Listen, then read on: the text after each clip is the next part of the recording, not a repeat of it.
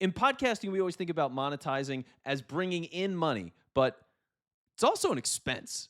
And so today, let's talk about things like how do you value a podcast as an expense? And what are ways that you can take advantage of the kind of money that you spend to make the show? Welcome into It's Not Just Talking. I'm Vince Quinn, your executive producer, here to help you have more efficient podcasts to grow your business.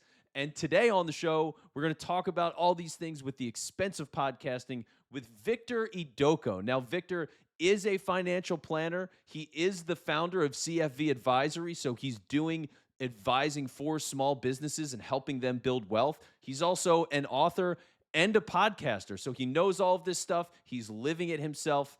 And here's our conversation. So, Victor, very important question for you as we get started here.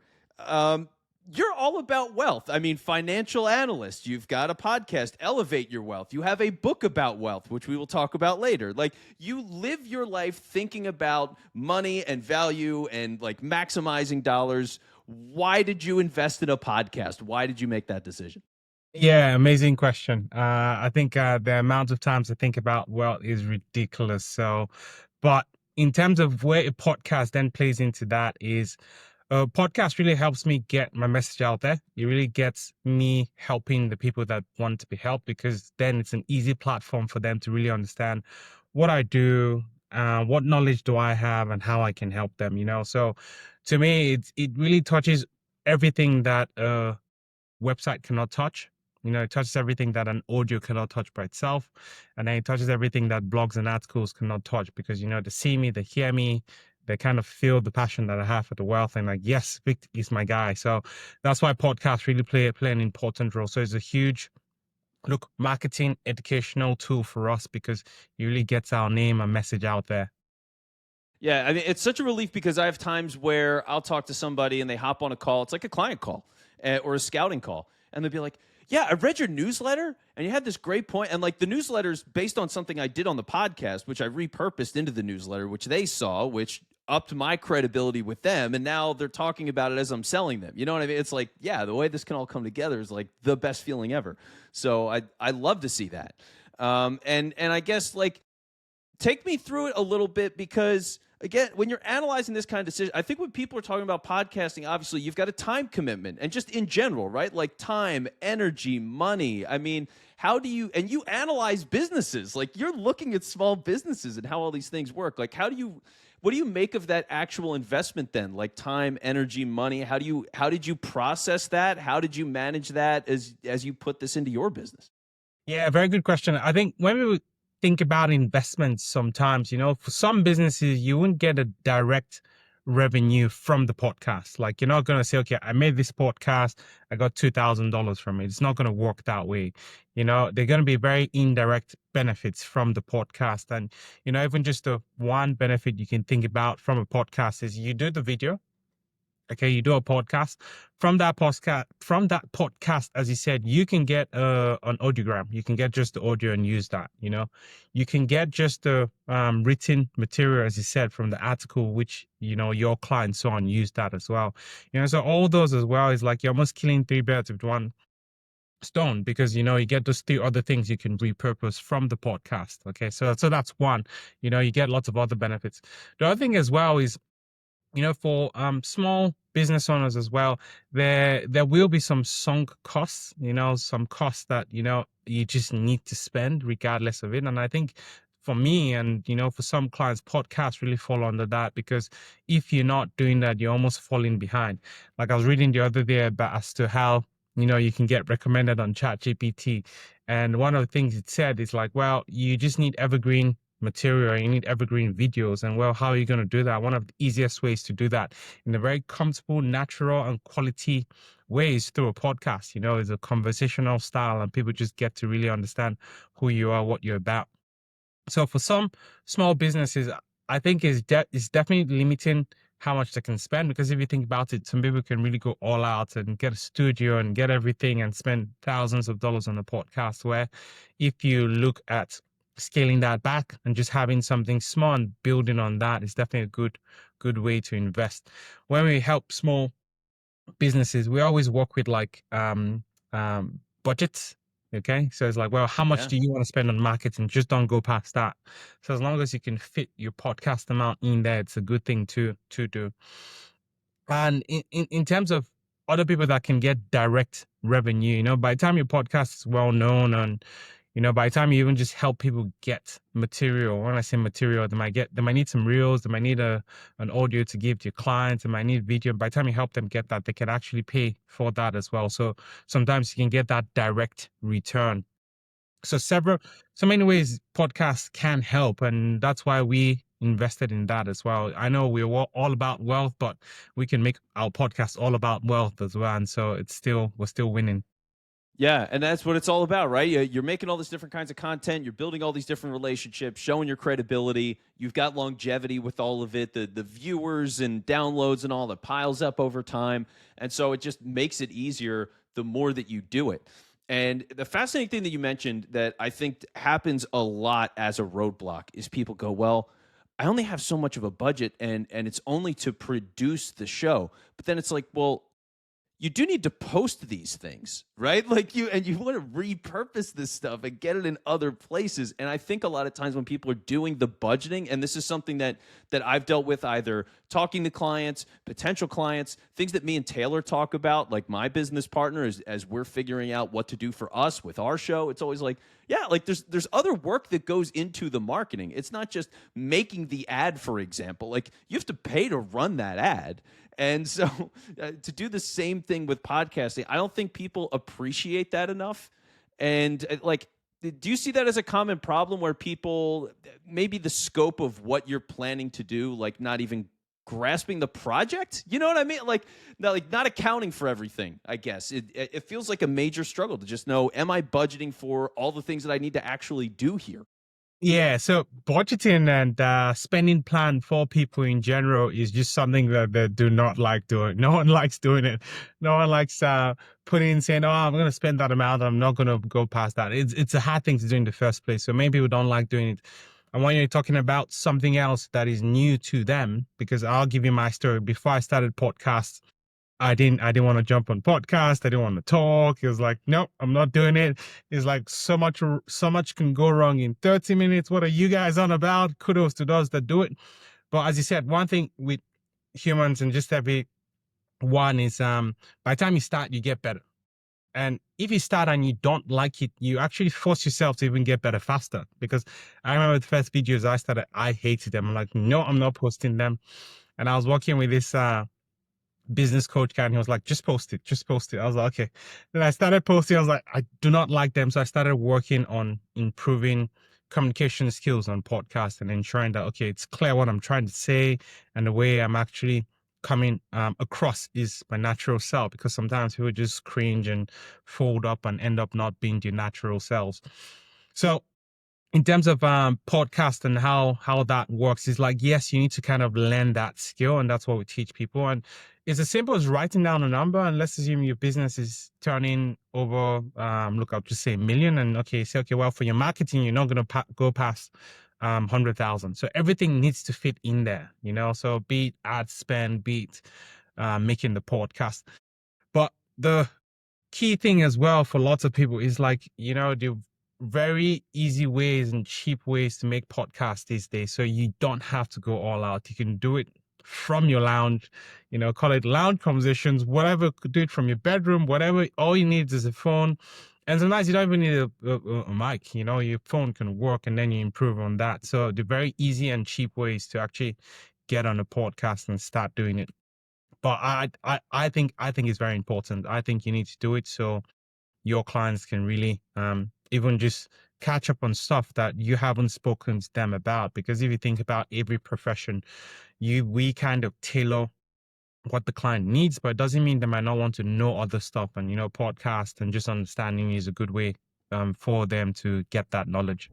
If you're looking for more ways to grow your business through podcasting, sign up for the SBX newsletter. The link is right here in the show notes, and each week in your inbox, you're going to get tips, opinions, strategies, all the things that we talk about here on the show in your inbox. The SBX newsletter right here in the show notes.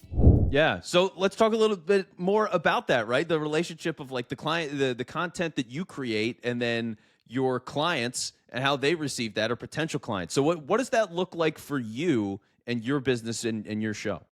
Yeah, so great question. So one thing we're doing now is we have like a 9-step process when we're helping clients with wealth and helping them manage their money. The first one is I give them a call, I kind of introduce myself, explain what I do. The next one is we catch up when we have something like a goal discovery or alignment meeting where we just talk to ensure we're on the same page and we can help each other out, because I always tell my clients it's a partnership. So now, once they book that meeting, at the back end, what we've done is we've linked some of our podcasts to that meeting. Okay. So they get some 7 days before, they get some 7 days after. So it gives them the opportunity to, well, watch it or not. Okay. And like one of that podcast is about myself. So they need to understand who you're working with and what I do and, how I got to where I am at this point in time. So that's one. That's the one that gets 7 days before. And the one 7 days after then starts to explain wealth management, managing money. So we did all that from podcasts. Okay. So, and going back to, how we use that now, it's evergreen. We don't need to change it because those are things I'll repeat to hundreds of clients every year. But now I don't need to repeat it if they have watched the video. Some of them don't watch it, but yeah, it's fine. Yeah, yeah, you at least got to try, right? And it's one of those things too where the benefit is, like I said, with numbers piling up, if you've got an episode of your podcast that you're sending to people all the time, you're going to see you could tell if people are watching it, if they're in their process, because the number goes up. But then two, long term, if other people find it, say on YouTube, for example, you're sending a YouTube video, and how great it can be to be like, yeah, well, I've sent this to everybody, and here's all these potential clients and like active clients that I have that have watched this thing. And by the way, it's got 850 views when it started with 20. Like that's a good feeling, and it adds a little bit of weight to the legitimacy of what you do, because as people are surface level a lot of times, right? It's always I'm looking for reasons to not do business with you versus do business with you. And so, oh well, your videos don't have enough views, Victor. I can't work. I don't know if I can work with this guy. People are like that. That's true. Yeah, it's just such a relief to be like, oh yeah, here's this stuff, and how can I work it in? And that's one of those things that for my intake process right now, I haven't put episodes in there yet. I've got an intro video. I've got like a 1-minute video, and that's done okay because I've got people lining up, so I play it then. To incorporate is definitely just something for you listening. I recommend to do if you can get into the process. And here's actually where I'm trying to do it next, Victor. And I don't know if you do this, but I think it's a great. I think it's a great idea, of course, because I want to do it. Is that talking about follow-ups for Yes. leads? Right? Because it is so hard to set up a call with somebody in general. And when you have to email them multiple times, to have something in your back pocket to say, instead of just the same time going, 3 consecutive, hey, just following up, here's my calendar, to be like, right? It's like, it's the worst feeling ever. I hate it. And it just feels weak. So I read something where they were like, well, each time you, bump somebody for Yeah. a sales call, like you should give them some sort of additional value or present that value in a different way.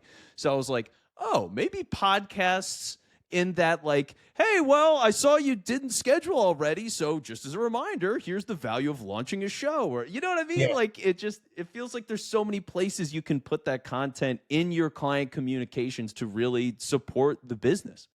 Yeah, exactly. And the thing with all the sales calls as well, because you haven't sat down with them, you don't actually know how exactly you can help them. But one of those videos might just be what they need to hear and what they need to get started. Because sometimes with us business owners and just professionals, we forget that we're helping the client as well. We're giving them something they need, something something that could make their lives a lot better. And that's the same thing with your clients when you're trying to get them through that sales process. It's really giving them something they need. And one of those podcasts may just hit the nail on the head, and you're like, yes, okay, let's do it now. Let's book it. Yeah. So as much as you can get people hungry, that's what I'm saying. Like, get them excited for it, give them additional read. You always got to remind people of why they reached out to you in the first place until they've landed, right? Like, it's such a grind. So Okay, well let's take it a little bit further, right? Because for you to Sure. have all of this experience, you are a podcaster, you have a business, you're helping other businesses. So to see all of this, I would love to talk a little bit about strategy as it comes to the costs of a podcast because we talked about it a little bit. But like, Yeah, we what did. are right? So like, what are some ways that people can at least consider? Because obviously, you're in Australia. First off, we should mention that Victor's Yeah, literally on the other side of the world, that and down under. Yes. and it's 5 a.m. and he got up to talk to me, which is thank 5 a.m. you, thank you. No So a worries. round of applause for you for that. I'm really happy to be here. I didn't even need to get one of those your videos. I just spoke to him like, yep, I'm jumping on. Let's do it. So there we go. It was that simple. So like to be able to appreciate that everybody's all over the planet when it comes to these things and different tax laws and whatever. Like what are some things that people should consider when it comes to, hey, I'm making a podcast and what are some ways that I can benefit from that financially, based on expenses, for example. Yeah, so generally in most jurisdictions, how it works is as long as that is used towards generating income or revenue for your business, it should be tax deductible, you know. So, and that's just one way to help reduce the taxes which you'll be paying on your on the podcast, or rather claim the taxes back on the cost used for the podcast, because if you're not running a business and if you're doing this under your own, well, I say personal name, it can get a bit complicated. But look, that's just most of the jurisdictions. I'll be very surprised if there's a jurisdiction that doesn't do that. Okay, so that's one way to ensure, okay, well, you're still getting some value. I guess the other way as well is outsourcing most of the stuff which you can outsource, you know, as an expert in a certain field, be it medical, finance, wealth, you know, media. You don't have to actually do the whole thing yourself. And and for example, you're a classic example. You have someone at the back end helping you do all that stuff, because if you're not doing it now, it means you need to, once the show is done, jump off, do it, and that's more of your time. It's getting people that can help and that are actually better in doing a certain task for you. And it might be cleaning up the videos, it might be posting it on the platform so it just goes out there. There are definitely lots of ways you can outsource that. And as you said, because it's a global, because we're in a world where you can work with someone in Australia, work with someone in the States, work with someone in the Philippines, you can outsource that and actually get it done at a reasonable cost. Obviously, all this comes down to what stage you are in your business, right? Like if you're really starting out your podcasting and there isn't money, you probably have to do that yourself. So rather than being able to pump out, I'll say, 10 or 5 podcasts a month, you might just start with 1 or 2, but you build on that. So that'll definitely be what I'll advise people in terms of costs and how they can really reduce that and do something rather than do nothing. Yeah. And when you think about it, it's like, oh, I can invest in a podcast instead of paying that money in taxes.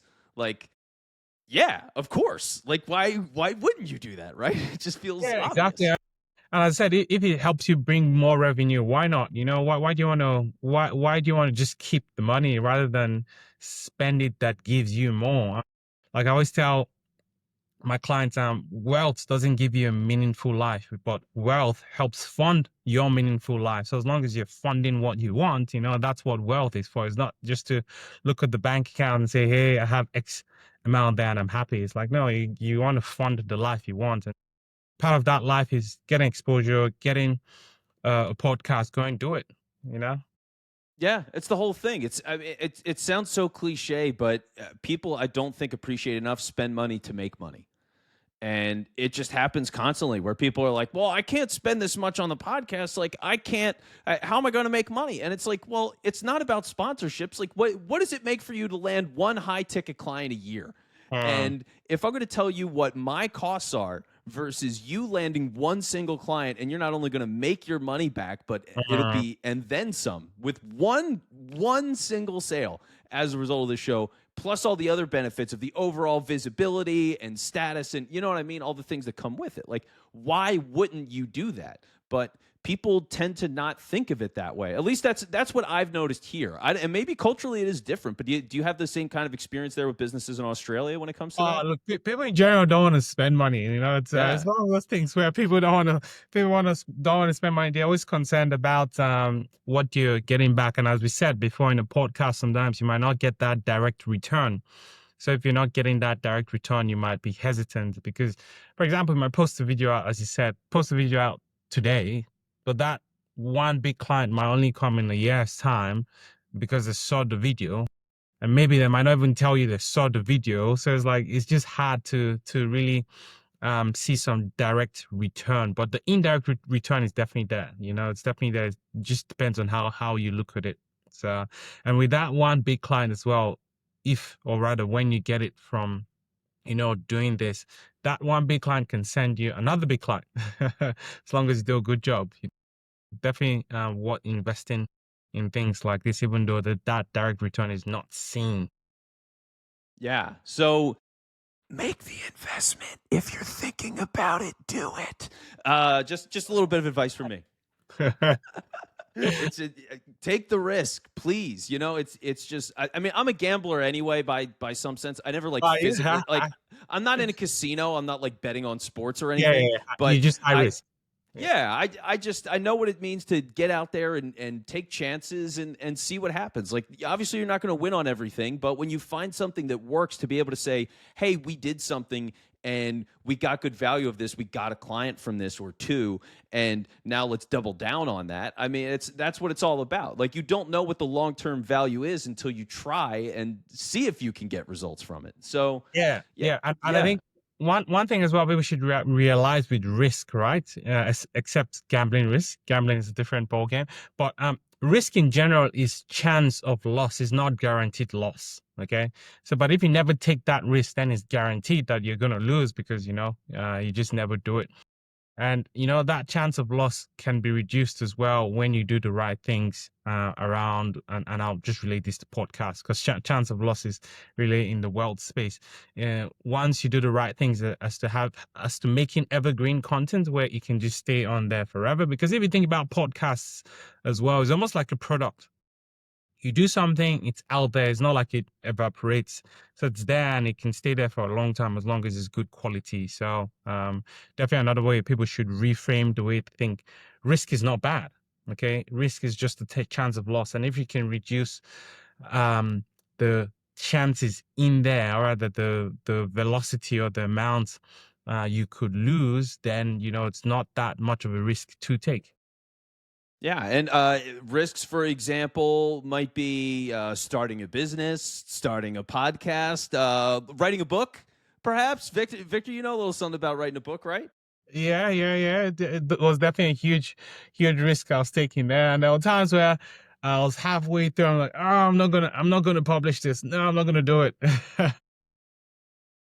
And what did you ultimately publish, my friend? Yeah, so I wrote 7 basic wealth strategies for a more rewarding and fulfilling life. And the whole idea was just 7 basic things people can be doing or people should be doing to have their wealth and have their money management in check. So to me, it was really important because those of us that are been in the wealth industry or finance world or just helping people manage their money, for a long time. So for me, it's over a decade now. It's like, well, we need to really put down in a book as to how this works. Most of the books I read were one-sided. They might just talk about creating money in the stock market. They might just talk about cash flow. They might just talk about insurance, but nothing ever puts everything together. So you really get the full picture. So it was Yeah. one of the times I just woke up and like, yes, I'm gonna write a book. Let's do it. That's what it's all about. And obviously like that's such an important thing to all of this and part of why I thought it was important to bring you on because to have that perspective of wealth building strategies and knowing that so well and working with different businesses like but one of the big things for me is when it comes down to running a podcast, Yeah. it's a lot of times the podcast is a great reflection for the health of the business. Mm, And when I say that, it's because I might talk with somebody about, okay, who's your ideal audience? And they don't have that locked down, which means they yeah. don't have their ideal customer locked down. And that's obviously a messaging issue. And then you get into the kinds of services they offer that might be a little bit broad. So sometimes when people are looking at it as, oh, I've got this podcast problem and the thing isn't, it's not, it's not getting me clients the way that everyone's told me. Well, yeah, it might be because you actually have business issues that are being revealed through the podcast. So obviously this stuff is incredibly important just to know, the different ways to go about managing, valuing, studying, growing financially. So make sure you check out the book, right? And please follow Victor's show as well. Yeah, for sure. Look, and just to give the audience out there, like we have made that mistake with the podcast as well, where we're trying to make it so broad, but then we niche down. Okay. And that's another thing you get from, getting on a podcast or rather starting your own podcast, because you need to speak directly to a certain group. If not, you're going to be spreading yourself too thin. Okay. So for example, our niche now is we want to service people that are earning more than $250,000 a year and then have more than $1 million in investable assets. That's our niche. Those are the kind of people that, they value my CFA qualification, they value my CFE, they can really know and see the knowledge I bring to their life, and they just value us helping them. We're almost like that, small family office for them.